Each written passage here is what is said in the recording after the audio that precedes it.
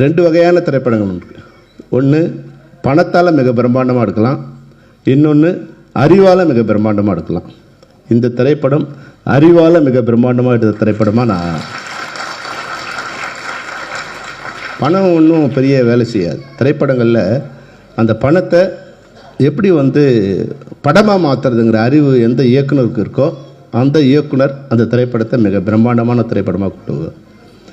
இது முதல் பாராட்டணும்னா இதனுடைய இசையமைப்பாளர் புது அறிமுகம் இருக்கிற சௌந்தர்யோட மகன் அமருக்கு என்னுடைய வாழ்த்தை தெரிவிக்கிறேன்.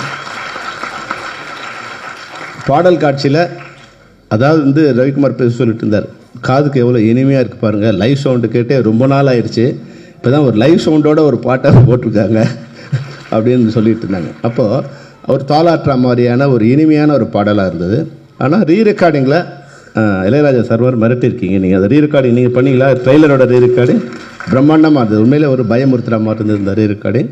அது ஃபண்டாஸ்டிக்காக இருந்தது. ஸோ நிச்சயமாக அமருக்கு சௌந்தரனை தாண்டுவார் அமர். அப்பாவை தாண்டிய மகனாக மிகப்பெரிய இசையமைப்பு வெற்றி.